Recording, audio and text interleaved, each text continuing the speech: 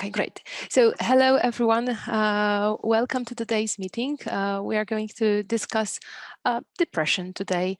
Maybe it's not a very happy topic, but I think it's really important to, know basic information about depression because I think we share very common understanding of what depression is. And hopefully you will see that depression is much more than this.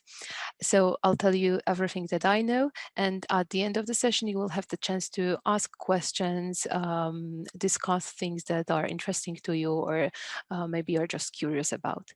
My name is Marta Blaut. I am a psychologist. I'm a psychotherapist and a trainer. I work for a mental health center and diversity hub. And today I'm going to talk to you about depression based on my experience with patients, with individual patients, but also I will draw some information from my experience on clinical words. So hopefully this will be interesting for you, and you will get to know depression more as an illness, because it's very important to know it, especially nowadays in pandemic. The increase of depression was significant, so it's important to learn about it. Okay, so what is depression? What it is? It's, of course, it's an illness, but I wanted to start just to grab your attention. I just wanted to show you this picture. Probably you already see that this is Vincent van Gogh drawing, because the painting, the way he painted was quite characteristic. So you probably already knew that this is Vincent van Gogh. The painting is called At Eternity's Gate. The previous name of the painting was Sorrowing Old Man, if I'm correct, and then it was changed to At Eternity's Gate. And what's interesting about this painting is that it was painted 2 months before Vincent van Gogh shot himself. So I don't know if you know that he committed suicide. He shot himself, and then after 2 days after shooting, he actually died from wounds. And why did he do that, we might ask? He was already famous, but I will get to that point. From the letters from him to his brother was Theo, and we know from those letters that he was emotionally unstable, that he was depressed. He had a very negative narrative towards himself. So he was very cruel if it comes to the descriptions of himself. So he said he was he lacked some talent. He said he was hopeless. He had lots of panic attacks. He was, it's enough to say that he was emotionally unstable. What's more, he was also exhausted from setting very high standards if it comes to his work. He was it's not enough to say he was very professional. He was perfectionist, and he really wanted to make an extraordinary art, and he was exhausted from those standards he set for himself. And fun fact was, I already mentioned that he committed suicide after he had become famous. So this is exactly how depression might look like. It happens to everyone, even to Vincent van Gogh. It happens to people who are successful, who have lots of talents, who come from good families, who used to be happy, we can say. It might happen to people who we can say have everything, but still it can happen to everyone. So it's good to be observant. It's good to know about the symptoms of depression, and it's good to know what other, besides those very typical symptoms, we should be aware of, so that we can prevent depression before it becomes a very severe problem. And another fun fact, just to show you some interesting let's say aspects or fun facts about depression. This is an advertisement from 1960, I guess. So you can read what's written here, and there have been like lots of misunderstanding around the depression topic. So on one hand, there is this tendency, and we probably, all of us, hear sometimes that depression is just laziness, that depression is not like a real illness, that you can control it, that it's controllable by your will, for example. So it's not like you can't go out of bed. It's something that you have under control, which obviously is not true. But there is just one side of the problem. The other side of the problem is the medicalization that happens everywhere in contemporary world, and it happens also in a psychiatric world. And this advertisement is an example of this, because as you can see, the advertisement says that you can take this medicament. By the way, the medicament was called Serentil. It was a tranquilizer. It was produced by Santos. That was the name of the company. And basically, they advertised this as a solution for anxiety and for the fact that you feel like you're not fitting in. And if you feel like that, you can take this pill, basically. So as you can see, if you have some kind of problems, even if they are very like commonplace, normal problems, still you can take this pill. And this is this medicalization I mentioned. So if I don't know if you can see this, but it was said that if you are new in town, you can't make friends, take the pill. If you were laid off from work, for example, and you can't cope with that, take a pill. If you have like new family members, they exactly mentioned daughter-in-law, and you can't get on well with that person, take a pill. So on one hand, as you can see, there is this trivialization of depression. So people say you can control it, it's not an illness, this is not serious.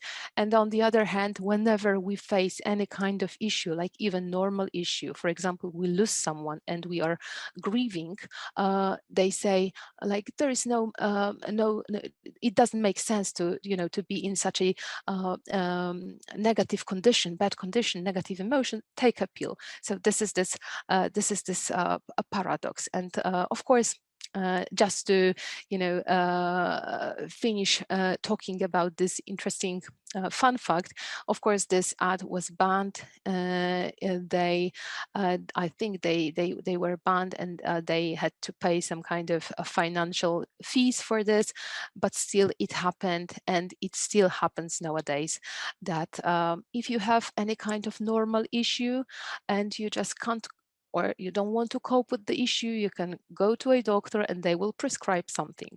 So for example, with kids, if you have a misbehaving kid, you've got two options, right? You can spend more time with your kid, you can work on this, you can establish and maintain better relationship with the kid, you can work on I don't know, some kind of pedagogical, approach to your kid, or you can go to a psychiatrist saying, my kid is misbehaving, and they say, okay, this probably is ADHD, and we will give you some pills for that. So we still have this issue nowadays. So this is one paradox I wanted to mention about. So the question is how to distinguish between and among symptoms that you can observe. So firstly, we'll start from saying what depression isn't. So feeling blue, for example, is not a depression. So if you see someone who is sad, for example, this is not depression yet, right? We have the right to be sad from time to time. If you can see someone who has no power, no low energy, no power, we could say that this person is lazy. Of course, it would be a simplification, but this is something that I hear very often from patients, that other people think that I'm lazy.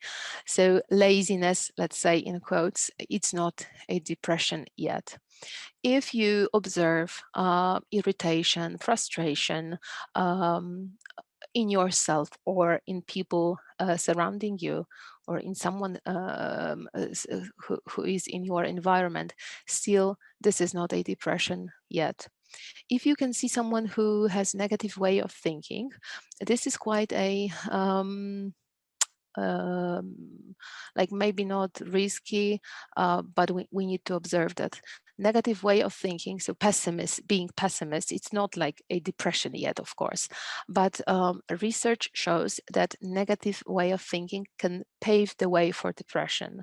So if you have this way of thinking, plus if it happens, if the conditions are not good around you, something difficult happens, the potential risk of depression increases. So negative way of thinking itself is not a depression yet, but it just makes it more possible. And last but not least, there is this pressure to be happy, as you can see on the slide. This is something that I added when I like heard many times from my patients that they compare themselves to what they see in social media. So for like a healthy, happy person, of course, we can we know that social media is not real. What we see there is not real. But if you have some kind of pessimistic kind of thinking, if you are not in the greatest shape, you might have this tendency to compare yourself to what you see on social media, and then you can start thinking, okay, these people seem to be very happy. They post all those pictures from Maldives and I don't know, other beautiful places, locations, and they seem to be really happy like every day. I'm not happy every day. Is something wrong with me? And this is literally what people ask themselves when they come to me. And they really think that maybe something is wrong with them. So just to make it clear, this pressure to be happy and this fact that we are not always the happiest, it's not a depression yet. So depression is a brain disease. This is an illness. So as every other illness, it can be observed. It can be pictured even. So if you, for example, if you break your, I don't know, leg or an arm, you can take an X-ray and you will see, your bone, your broken bone. And the same with depression, and the same with your brain. Because of the fact that it's a brain disease, you can take a brain scan and you will see how the depressed brain looks like. And you see it on that slide. So as you can see, this brain, a depressed brain, looks a little bit different. um, the depression affects lots of structures in the brain, but the main structures that are affected by depression is, first of all, amygdala. In Polish, it's ciało migdałowate, but in English, it's amygdala. And amygdala is this structure in mind that is associated with feeling very, very strong emotions. And it's normal that amygdala is activated whenever you go through a very strong emotion. So for example, whenever you are in sorrow, you are in pain, or you are very happy, or you are very sad, you are in despair, or you are you feel desire, amygdala will be activated. And if you take a brain scan in such moments, you would see amygdala activated, but it should be activated only when you feel those very, very like sudden and strong emotions. In depression, amygdala is activated basically all the time. So it means that depressed person, someone who suffers from depression, is in very strong, difficult, negative emotions basically all the time, even if you don't see it, even if that person, stays in bed the whole days. If you take a brain scan, probably you would see amygdala activated, which means that they might suffer in silence. So that's one structure, amygdala, that is affected by depression. Another structure that is important and also affected by depression is hippocampus. Hippocamp in Polish. So this is this structure, also in limbic system. Amygdala is also part of the limbic system, so both they are both part of limbic systems. But hippocampus is responsible for processing long-term memory, for recollection, because of the fact that we do have. Thank God we have hippocampus. We are able to remember things, to recollect things, to think logically, to concentrate, to focus on our tasks, daily tasks. So in depression, what happens with hippocampus is that it shrinks. If the depression lasts longer, the cortisol that is overfloating, the cortisol impairs the cells in the hippocampus, and as a result of this, hippocampus shrinks. So probably if you've ever seen someone with depression, you will know that these people have problems with concentration, memory, in the most severe cases, even with speaking, and that's because of the cortisol impairing, among others, also hippocampus. Yeah, this is what we've just said. And now I just wanted to show you some numbers because, I'm not like very fond of statistics, but very often numbers say more than 1,000 words. So this is this case. So as you can see here, depression is like very common. So for example, in European Union, 20% of European Union population suffer from depression. It doesn't mean that it's everyone at once have depression. It means that 25%, 1/4 of EU population, have already had some depression episodes. They are suffering from depression right now, or they will suffer from depression in the nearest future. So 1/4 of population. This is difficult to estimate how many Polish people have depression because of the fact that psychiatric services in Poland are not the greatest, and many people simply don't know, or they, even if they know, they don't go to get some help. There is lots of stigmatization around psychiatry.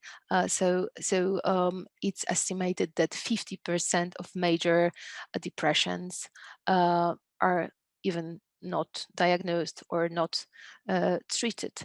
But approximately it's estimated that from 5 to 17% of Polish population have depression or will have depression in the nearest future. Very bad statistic is there if it comes to teenagers in Poland. We have the first place in European Union if it comes to number of depressions in a teenagers group, teenagers population. So this is, I think, something that we really need to take care of. Or if you have kids, if you have teenagers in your home, like observe them, because this is very common issue nowadays, depression. And just to maybe make it easier for you to imagine how big numbers these are, imagine that last year more than 5,000 people killed themselves in Poland, twice as many attempted suicide, so 10,000. And this is this statistic that is shocking to me. Like imagine that 28 people daily try to commit suicide, and 16 out of these 28, 16 people are successful. So 16 people daily die because they just couldn't live no longer. So this is this is shocking, and this is like something that we as a society, we need to know that, and we somehow need to prevent that. Um, and now I just wanted to briefly walk you through the symptoms so that you know what symptoms to observe, how the depression looks like. Probably majority of you, if asked, would say people with depression are sad. Very often they are despaired, or they might have this tendency to cry a lot, and that's true. That's true, but not only this. So first symptom, and the one that is very like visible, is this low mood most of the day.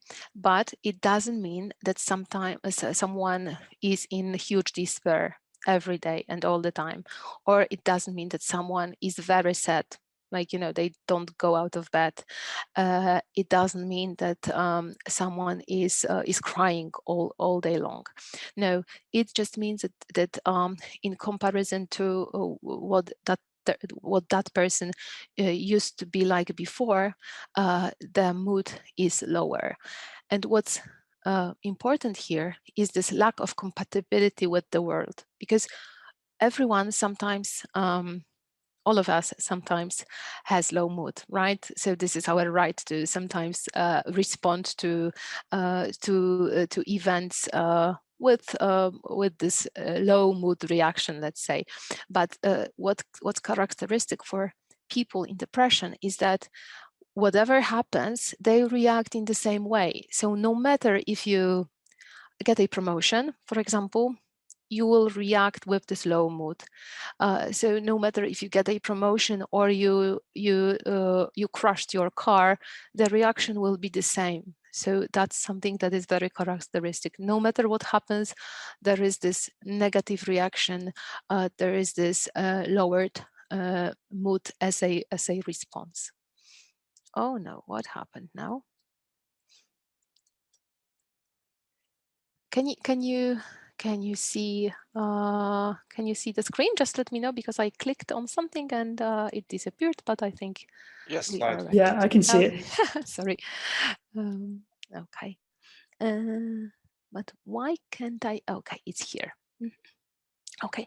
Next symptom is anhedonia. Anhedonia is this situation when you simply don't feel basically anything. So you are like an empty bottle, no emotions whatsoever, especially positive ones. So people in depression, they say, I'm not very sad. I'm not very despaired. I just don't feel anything. There's lack of pleasures, lack of interests, lack of joy, lack of satisfaction, nothing like that happens, or nothing like that can be mm, like sensed by people with anhedonia, people who are depressed. And it may be important to mention that anhedonia can be a symptom of depression. So for example, you have a depression diagnosed, and one of your symptoms, among others, is anhedonia. But it can happen also that you have other symptoms of depression. You've already been diagnosed, you receive treatment, and as a result of treatment, the sadness, the I don't know, low mood disappears, but this is then replaced with anhedonia. And good news here is that it can be also treated.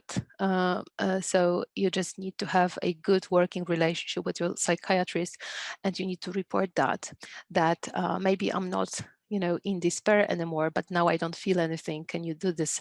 Can you do something with this? And this can be taken care of by psychiatrists. But this is something that you need to know, that it might also happen that you will have no positive emotions as a result of a treatment. Appetite. So probably if you were to bet if there are some weight changes, you would say yes, there are, and probably people lose weight in depression, and that's true. In this typical depressions, like standard depressions, the most common type of depression, patients lose weight. They have no appetite. They stay in bed for many hours daily, so they don't eat much. They don't have appetite, and consequence of this, of course, is losing weight. But later on, I'll tell you more about the different phases of depression, different kinds of depression. And there is another type of depression that is called atypical depression, in which it can be exactly the other way around. So patients with atypical depression, they will gain weight, they will have huge appetite, and they will be very sleepy all day long. So they are sleepy and they eat a lot. And that is also how the depression might look like. Although in typical depression, it's not always the case that they are sleepy. Sometimes they are just tired, but not sleepy. So as you can see, there are lots of nuances, but it's good to know that it can be both ways. And sleeping issues. This is something, in my personal opinion, that is very difficult and dangerous. Sleeping issues itself is dangerous, even if you are not diagnosed with depression. Sleeping issues might lead to a depression itself. So you have you are not prone to depression. Nothing bad happened in your life, but if only you have sleeping issues, it itself can lead to some kind of a mental breakdown. Probably you know that sleep deprivation is a torture very often used during the war. It was used in Guantanamo because of the fact that when people don't sleep for many hours, it's very easy to break them, to create the situation of a mental breakdown. So in depression, patients report uh, many different kinds of sleeping issues. So it can be the situation when you have problems with falling asleep. So you stay awake for the whole night. It could be quite the opposite, that you are very sleepy. As I mentioned, it's the case in atypical depression. It can be easy for you to fall asleep, but then you wake up in the middle of night and then you just can't sleep, right? So lots of different scenarios, but all of them are dangerous, because if you don't sleep, if you don't experience all those phases of sleeping, then it affects your biological functioning. It simply saying, it affects the biology of your brain. And then of course that's obvious. If you don't sleep, you are tired, you are angry, you are irritated. I bet you are not very positive if you don't sleep. At least I'm not. So it's easier to think negatively about yourself and the world that is around you. And if that lasts, let's imagine, a month, for example, the sleeping issues can really destroy you. So I really think this is one of the most difficult aspects of depression, and it really needs to be cured. Very often patients come to me and they say, it's okay with me, it's just I've got this sleeping issues. And to me, it's a signal that we really need to firstly take care of this, and then go on with the therapy. Another aspect is this tiredness, being exhausted. And of course, we all are sometimes exhausted, right? It happens to us, but normally it happens as a consequence of a very active day, very active week, a very stressful meeting, whatever happens that drained you from your energy. It's normal that you might be tired or exhausted all the time. But in depression, people wake up and they say, I'm so tired, I cannot wake up. I cannot go out of bed. It's difficult for me to even open my eyes. And it doesn't change, during the day. They are just tired, exhausted most of the day.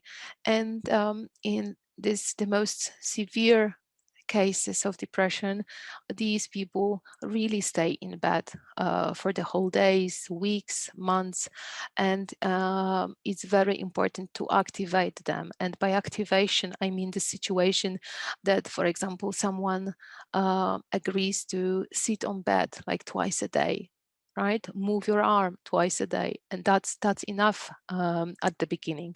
So really, this aspect of being tired and exhausted, it's not like normal being tired. It's like being really exhausted. And in those most severe cases, when these people cannot go out of bed, paradoxically, the risk of committing suicide is not that big because simply they have no power to do that, right? So we are not afraid that they would commit suicide in this condition, at least.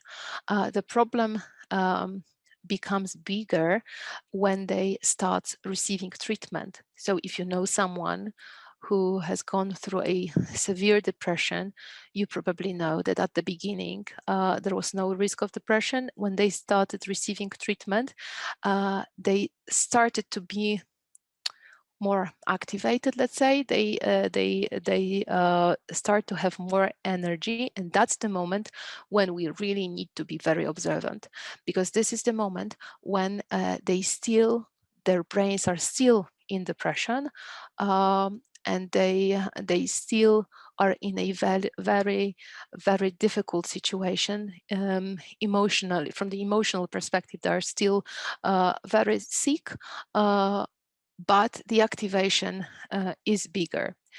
It is this way because medicaments affect at the beginning your level of energy. This is the first thing that they deal with, and then they deal with this emotional side. It takes time to change your emotions. It's quicker with your activation. So this is very important to observe people who has started receiving some kind of treatment, because the risk of committing suicide rapidly increases.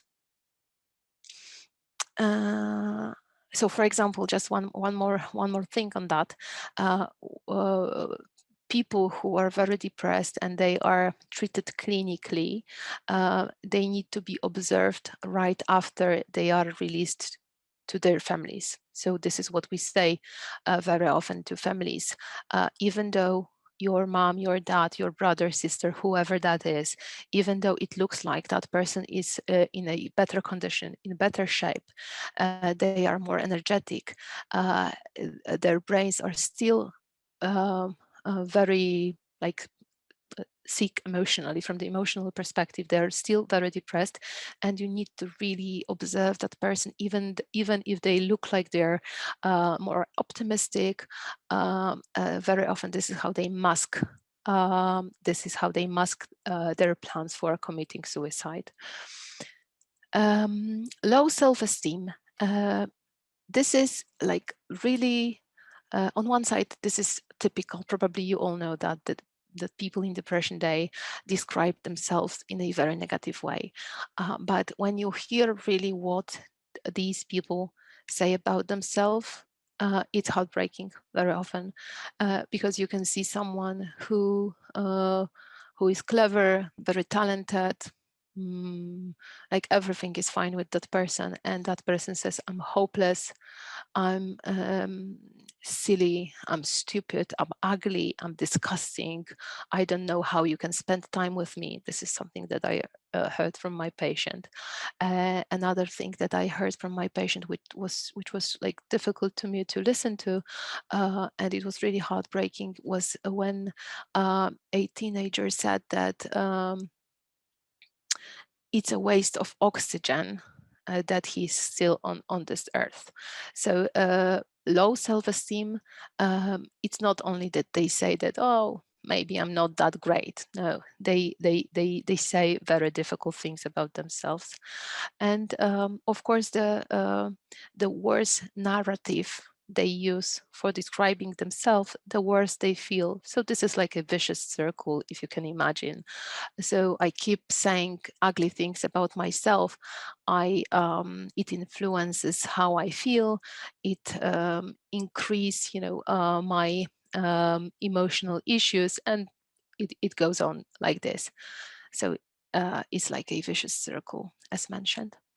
There is this cognitive side of the problem, and it's all about the lack of ability to focus, to remember things, to recollect, to think logically, and it's because the hippocampus being affected by cortisol. I mentioned about that before, but just for you to remember that someone who suffers from depression, these people are not themselves, so they are not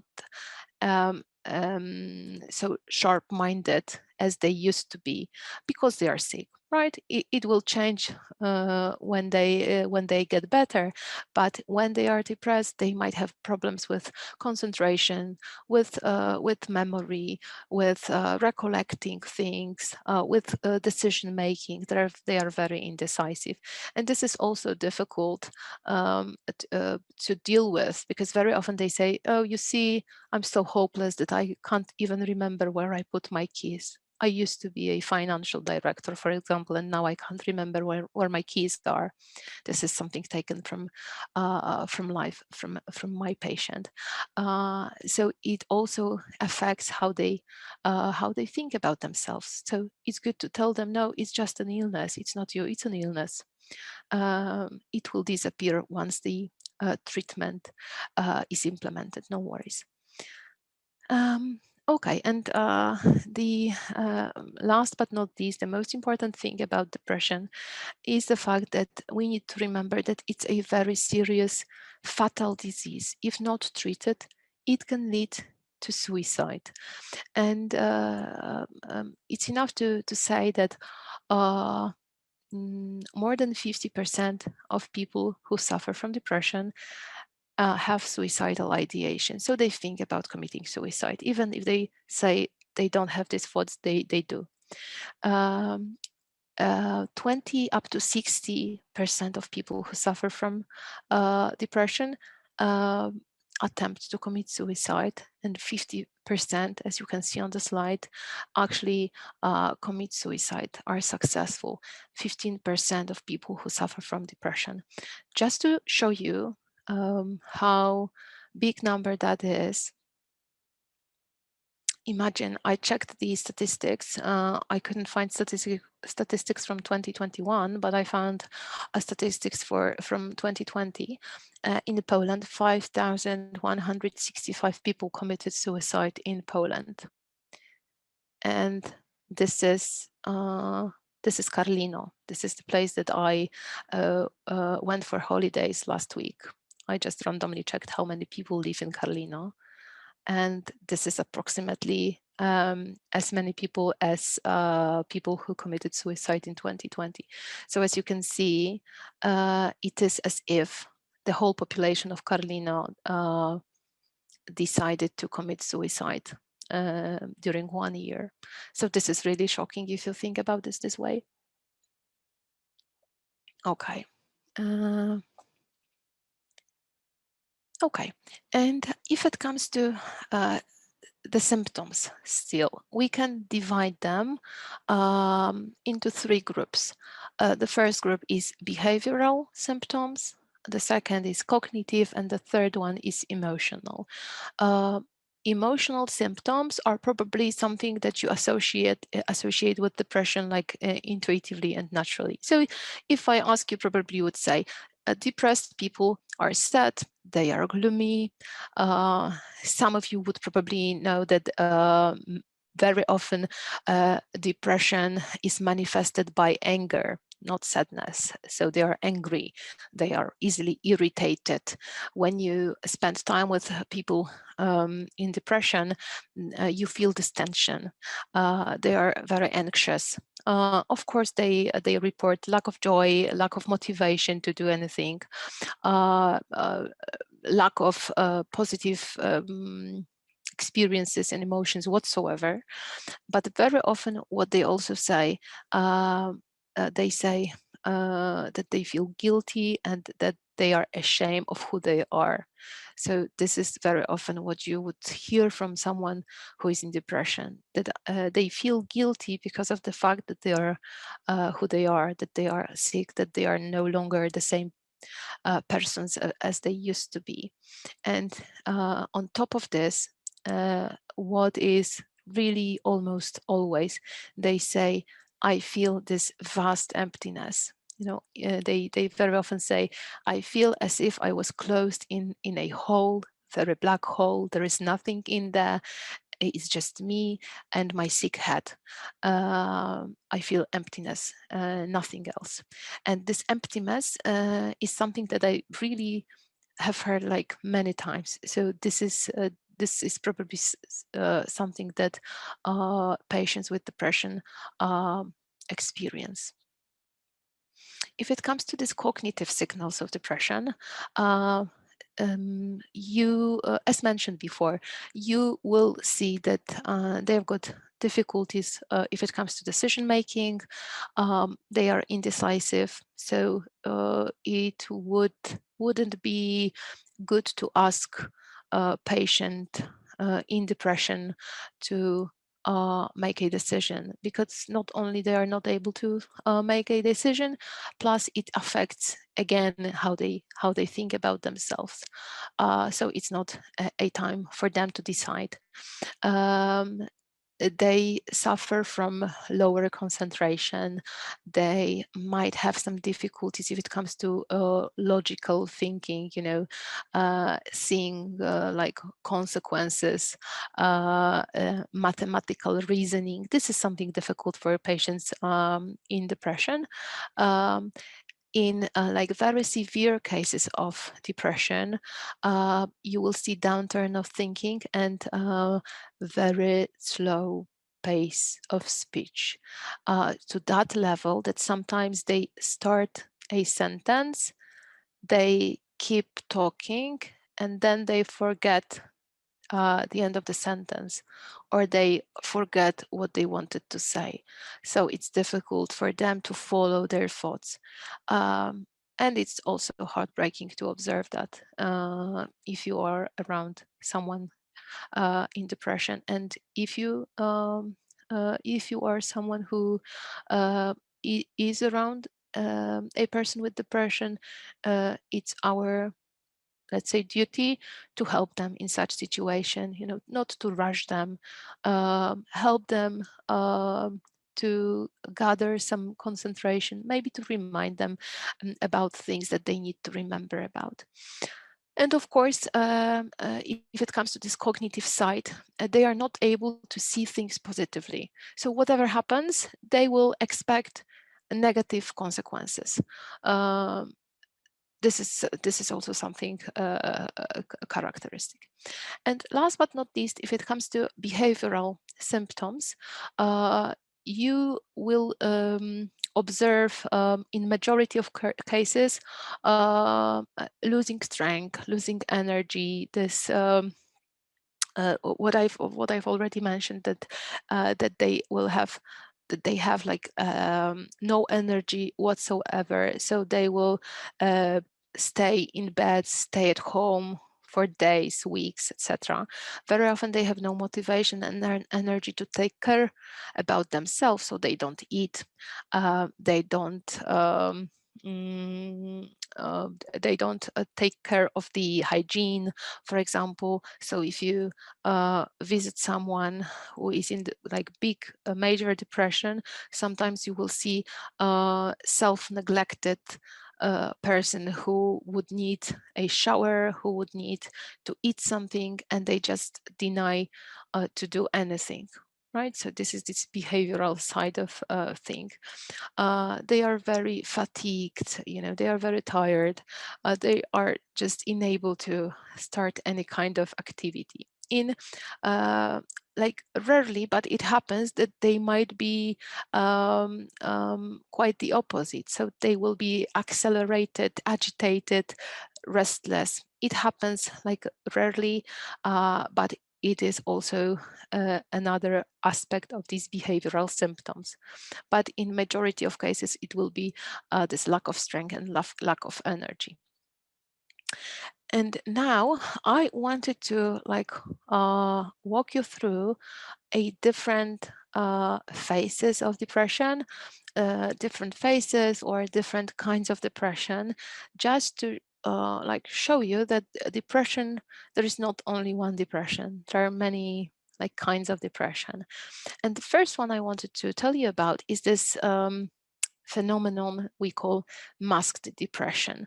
So this is the situation when you see someone and that person says, "Oh, everything is fine with me, I'm optimistic, I'm not very sad, everything is okay." And you see that person and you feel that something is wrong, but at the end of the day, that person goes to work, has a family, everything seems to be fine. But if you feel, or if you know that thing has changed, so that that person used to have more hobbies, spend more time with people, socialize, and now it has changed, although that person reports that everything is fine, this could be a masked depression. So they state that everything is fine, but it has this function of masking the depression. And once again, I wanted to underline that this is very risky from the perspective of potential suicide attempt. These people commit suicide. Probably you've heard not once in the media about such cases when someone was fine yesterday and then yesterday someone was at the party, met with people, everything seemed to be fine, and on the other day was found dead. And this is something that can be a consequence of masked depression. What else? Sometimes we just might not know that we are actually depressed. Sometimes depression, masked depression, is manifested by psychosomatic disorders, and this is what happens very often to women, especially to women. So men rarely have this psychosomatic disorders, but in women population, we might have this difficulty to, see that actually it's the emotion side of things that we have problems with, instead of this. These women patients, they say, okay, I think I've got this headache and I need to do something with this. And you see this patient who go from one doctor to another, everyone says that everything is fine, and it's not the head which is the problematic, but the patient, women patient, keeps saying, no, it's my headache that is a problem. And we know that it can be masked depression. Also, phobias, panic attacks, breathing problems. This is what they know. They come and say, okay, I've got panic attacks, so I've got anxiety problems. It's not depression. I've got simple phobias, and we know that it can be phobia, but it also can be masked depression. Also, masked depression is manifested by abuse of drugs, alcohol, anesthetics, and this is something more typical for men. Just to make it easier to imagine for you, this could be this case when you know someone who from Monday till Friday works very hard, and then from Friday to Sunday is partying all the time, right? And they say, no, I'm happy, everything is fine. But it can be masked depression as well. Okay, and there is this term, male depression, and this is very interesting because the researchers in 80s, they found out that there are differences in male and female depression. So there is this difference in how the depression is manifested in those both groups. How they found out it. It's quite an interesting story. In 80s, they found out on Gotland Island, and Gotland Island is a part of Sweden. They found out that there are many suicides on that island. They compared it to number of suicides in Sweden, and it was like significantly like a bigger number. So they wanted to implement some kind of a program to prevent suicides, and they implemented this educational program for first contact doctors to teach them how to diagnose depression. So basically, they told them what are the how the depression looks like, or what are the main criteria to diagnose depression, and the program was huge success. So the number of suicides decreased significantly. Number of suicides decreased, but only in females group, and the number of suicides in male population remained the same. So they knew that maybe depression in male population is different than standard depression. It has atypical symptoms, and generally speaking, it's more connected with cultural norms and expectations from men's role. Just to maybe tell you one more thing, if you compare the occurrence of depression in a kids population, so before puberty, there is no difference between like girls and boys. But when they enter puberty, so when they start to be teenagers, depression is diagnosed more often among girls' population. But what's interesting is that it's in men's group where the number of suicides is bigger. So this is another paradox of depression. And how the male depression looks like. What's the difference?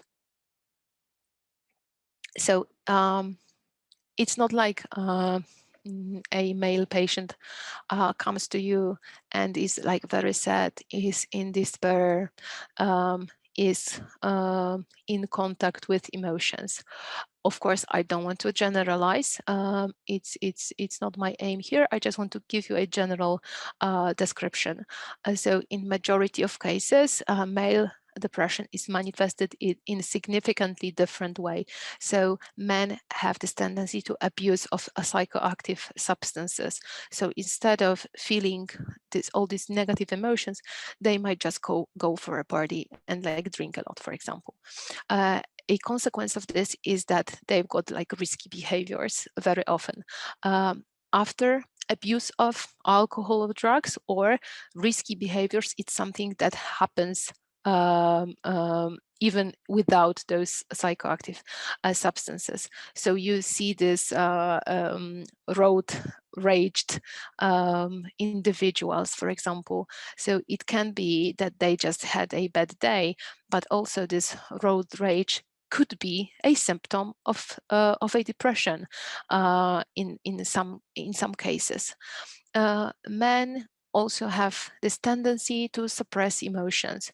So it's not like it's easy for them to identify what they feel, right? So for women, it's easier because this is how we are brought up. We are like more often teach how to express emotions, and it's they let us to express emotions. Whereas when you raise a boy, very often it's just more difficult to of course it shouldn't be this way, but this is what sociologists describe, that boys very often we forbid boys to feel emotions or to express emotions. So this is what happens. And as a consequence, is this situation that men can have difficulties with expression, with emotions expression.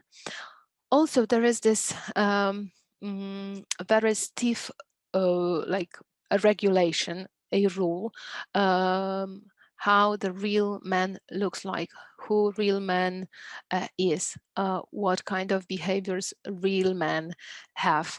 So the most typical one sentence about it is men don't cry, right? So the real man is someone who don't cry. Real man is someone who earns a lot of money, who is very strong, who don't give up, and so on and so forth. So this is also something that don't help men in depression to reach out for help. How can I reach out for help when I know that the whole society will judge it? They will see me as someone weak. Um, so this is really much more difficult for men, especially in small environments, to reach out for help. Uh, Very often they are not in touch with sadness itself or with some kind of despair. They more often are in touch with their own anger, irritation. This is much easier for them to report irritation than sadness, for example. Uh, they very often withdraw from family and friendly relations. But also sometimes it's difficult to observe it, because what research shows also is that after a marriage, women keep maintaining relationships with their friends, while men, they don't do this. So when they enter a marriage, they, with the time passing by, they lose contact with their friends. So also this is something that does not help if it comes to depression, because once you feel that you are depressed, you might find out that there is no one around you, that you have no one who you trust, you could reach out to. So lack of like strong positive relationships is also a problem here.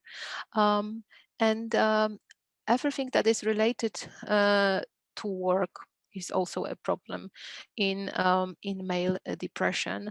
Uh, Work is very often very important for men, for women as well.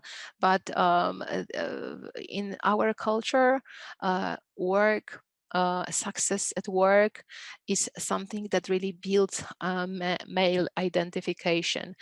So if you feel like you don't earn enough money, or you are not successful, or you think that you are not successful by comparing yourself to others, it might lead to occupational burnout, which for men can equal depression.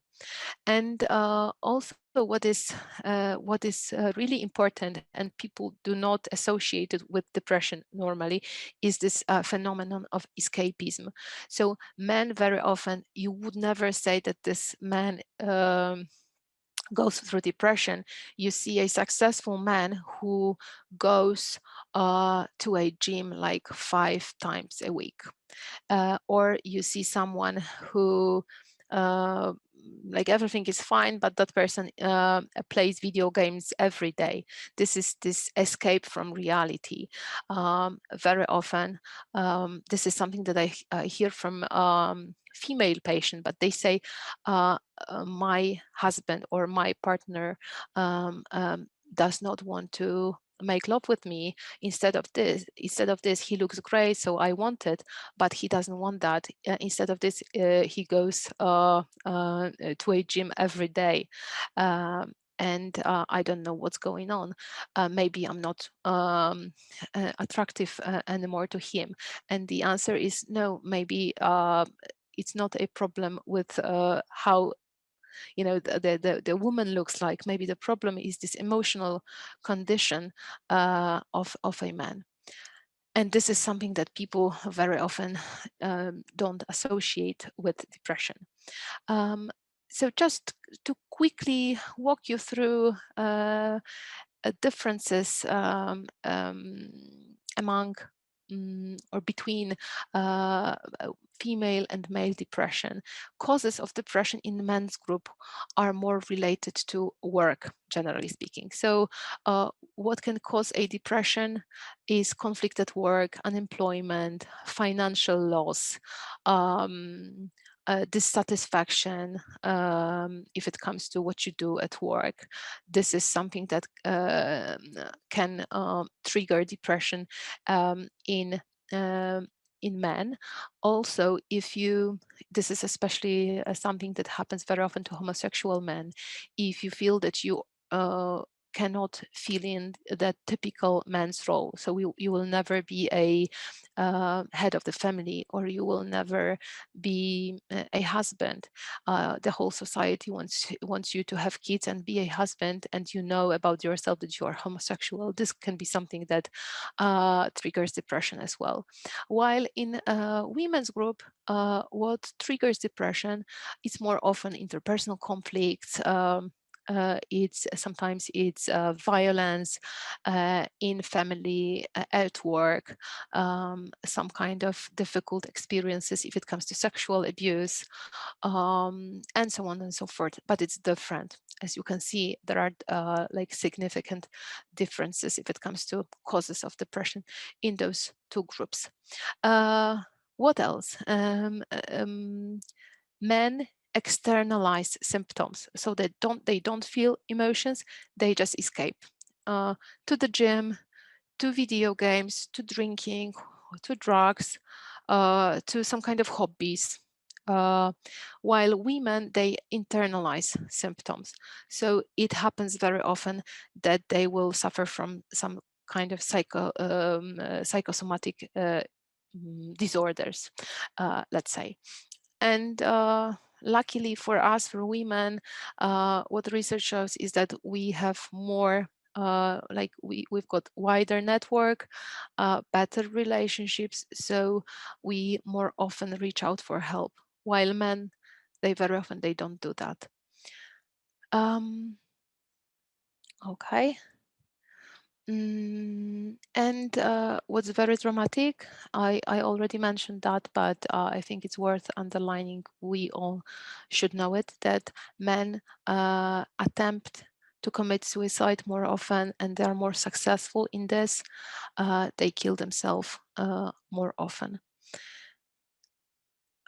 Okay, and I think this is something that I have already mentioned. So the roots of male depression. So one thing is this cultural environment we live in, right? So all those requirements, all those norms, and the requirement to norm compliance is difficult for men, I guess. So this requirement that they need to be independent, very brave, competitive, and at the same time very soft and caring and sensitive. You know, on one hand, they should be able to express emotions, but on the other hand, if they express too many emotions, something is wrong. We don't want that, right? So this is the first problem. And once the depression is there, it's difficult to acknowledge that this is actually a depression, because depression is seen as a weakness, right? We could say that this is a synonym of weakness. So if you are a woman, it's easier for you to acknowledge that you are depressed, because from the cultural perspective, society lets us to be depressed, we could say. If it comes to a man, the society tells you, no, you cannot be sad, you cannot be depressed. Okay, and if this is something that you find interesting, or you want to learn more about that, there was this program in the United States implemented. I think it was like couple years ago, up to 10 years ago. It was called Real Man, Real Depression, but it was like huge campaign. Posters and advertisements was were all over New York and all over the USA. And it was this campaign that was about male depression, and you can see videos on YouTube with those statements of men who have gone through depression, how it was for them. And among these people you will find like not only famous people, people who have like very responsible roles. You will find firemen, policemen, detectives, bosses, like everyone.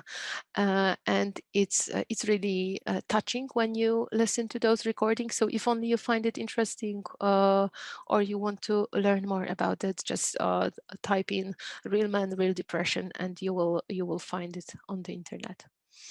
Um, Another aspect of depression, and we are really now heading towards the end. Another aspect or kind of depression I wanted to mention to you about, because of the pandemic, is highly functioning depression. So this is the situation when someone functions perfectly, you would say, but that person knows that they have very often low symptoms of depression. So they are not very happy, but they are not very, let's say, depressed. The mood is not the worst. So all those symptoms are there, but they are not that severe, and they can go on like this for many days, many weeks, and because of the fact that there is adrenaline, as if it was in pandemic, among this a group of medics.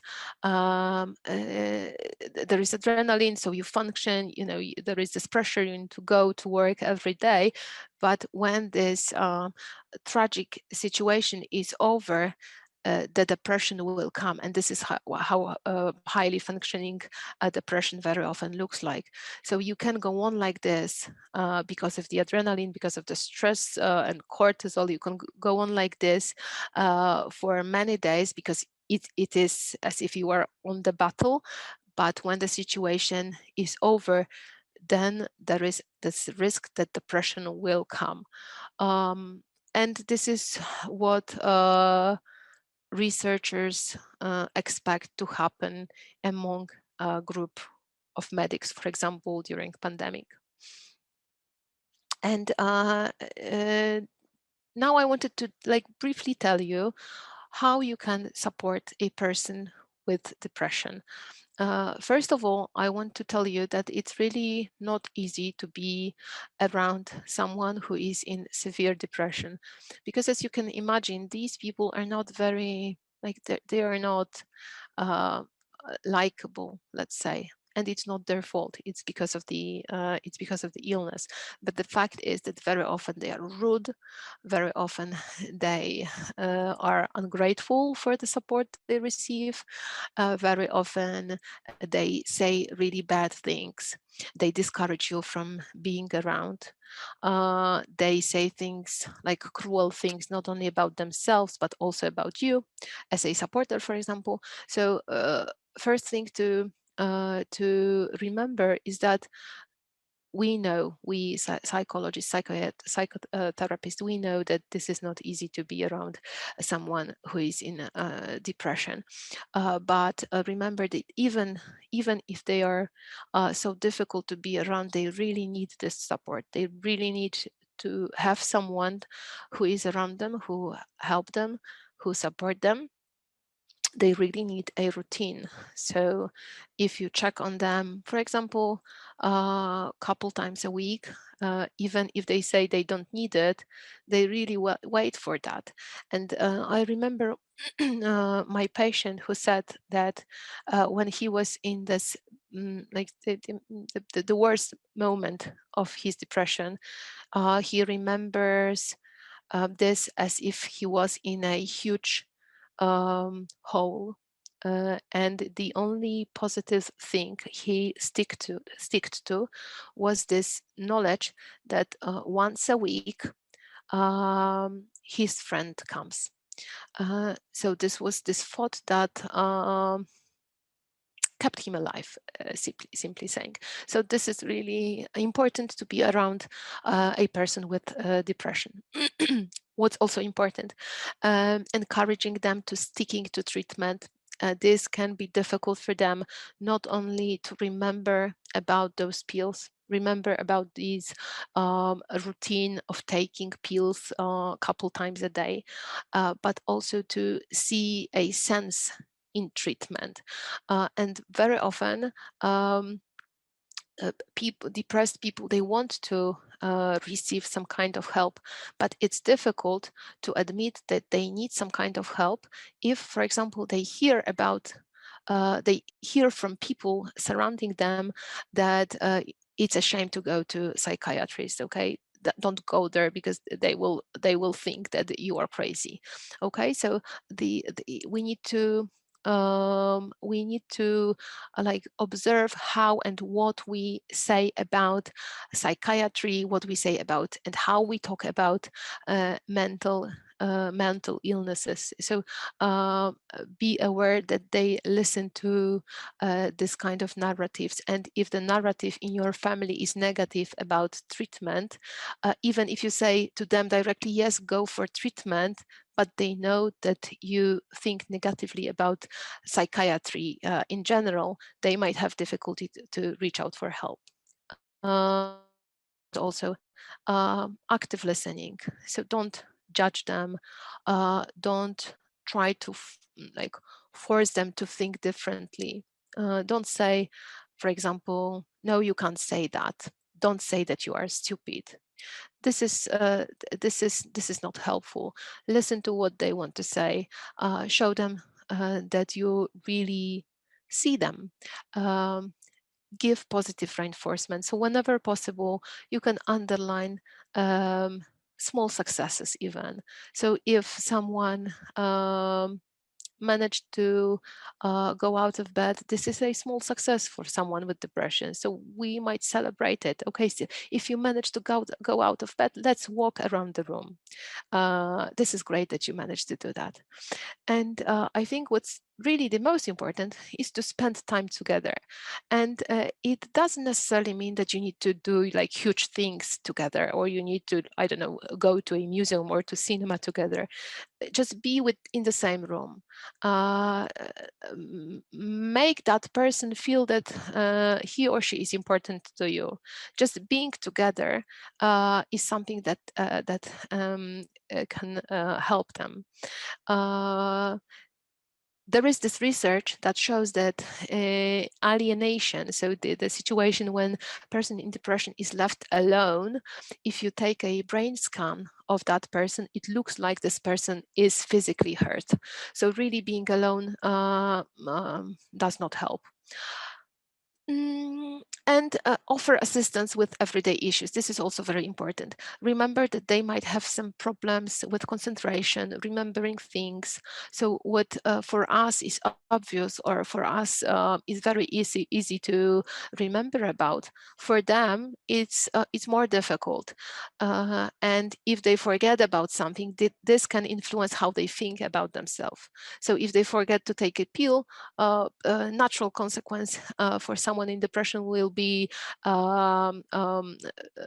feeling guilty that they forgot, or this negative description, I'm so stupid, I can't even remember about my pills. Okay, so assistance with everyday issues, with everyday rituals is important. So you might call them, asking if they already had their breakfast, as simple as it is.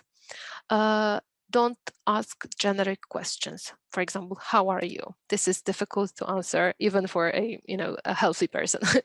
uh, if you want to ask something, ask specific questions.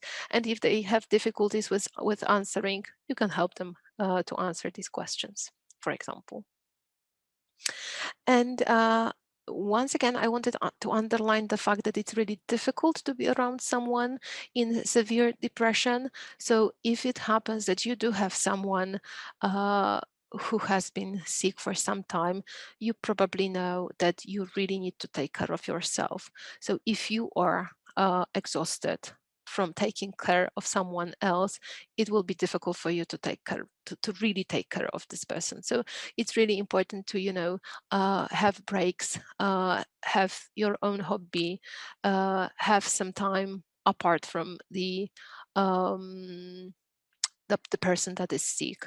So as you can see here, this is this picture from the planes. If you want to help someone else, you need to help yourself first. This is very important.